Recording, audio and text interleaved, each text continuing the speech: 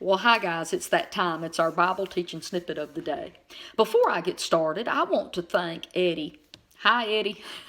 I want to thank you for driving so far to come and visit and fellowship with our little West Tennessee Grace Network Bible study.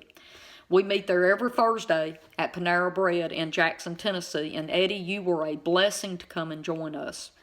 I look forward to meeting your wife too. She sounds like an awesome lady.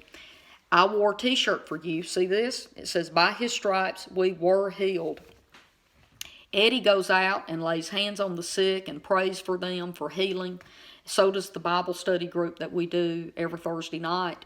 And I want to explain that to you because a lot of people don't know it. So let me tell you about that really quick because this is awesome.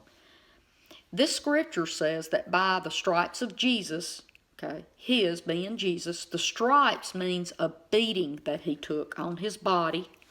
Okay, so Jesus was beaten on the Roman whipping post and bought and paid for our healing 2,000 years ago. It's been paid for. And then before he goes to heaven, he says, Jesus in red says, believers will lay hands on the sick and they shall recover. That's in Mark 16, 17, and 18. So that word shall is not maybe. It is a promise. So if we as believers will lay hands on the sick, they shall recover. Eddie, I look forward to doing that with you. Now I'm ready to do my Bible teaching snippet. Yesterday we were talking about our imagination and it being creative. It's the same word for conception in the Old Testament. What I want to do today is I want to go back to Mark chapter 6, verse 41, and where Jesus had the 5,000 and he fed them through a miracle. Let me say this, it wasn't just 5,000 people. Okay. Back in the Jewish days, they only recorded the men. They would not have recorded the women and children. There could have been as many as 15 to 20,000 people out there on the side of the lake of Galilee that Jesus fed. When he looked up to the Father, those two words, looked up, is the Greek word anablepo. And that's the word that means to see, to look twice, to see, to envision, to imagine. So Jesus used his words to thank the Father for what he wanted, and he imagined and envisioned it multiplying. Guys, this is not just something Jesus did. This is something we do as well. It's proven in the Bible. What we imagine and we put our words to will happen. Our words, we speak those, we imagine what we want, envision it, speak the words, and our life will follow that.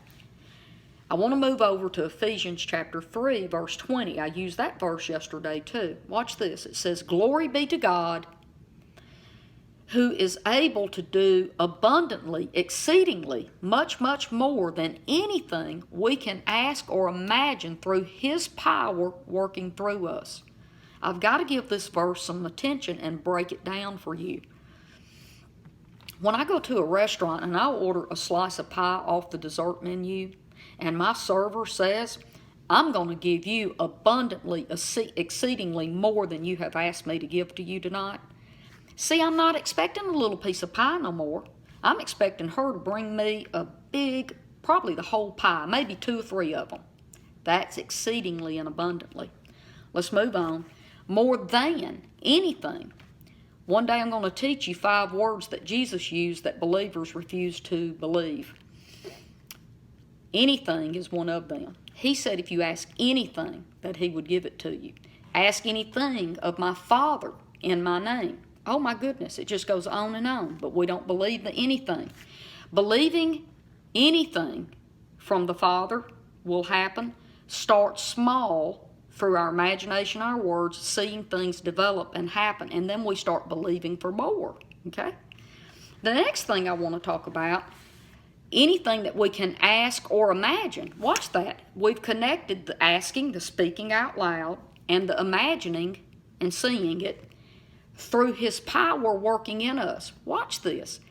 When we can imagine it and speak it, it will work in us because God's power can be released through our imagination and our words, so His power can be released and make it happen. Now tomorrow I'm going to do one more teaching on the imagination, and this is going to mess you up because I'm going to show you an exact example that God used with words and imagination. And before I go tonight, I want to show you this little booklet. This man was a Christian, but this is not necessarily a Christian teaching, okay? He just used godly principles in this. And it's called The Power of Positive Thinking. It's by Dr. Norman Vincent Peale. And it says, A Practical Guide to Mastering the Problems of Everyday Living. This man had tapped into understanding the power of the things that we think and speak, and he taught about it. And this stuff really, really works, not just for Christians, but for anybody, because it's a principle that God put in place. Okay? Well, guys, I love you, and I'll see you tomorrow. And I'm excited for tomorrow because it is so awesome. I'll see you there. Bye-bye.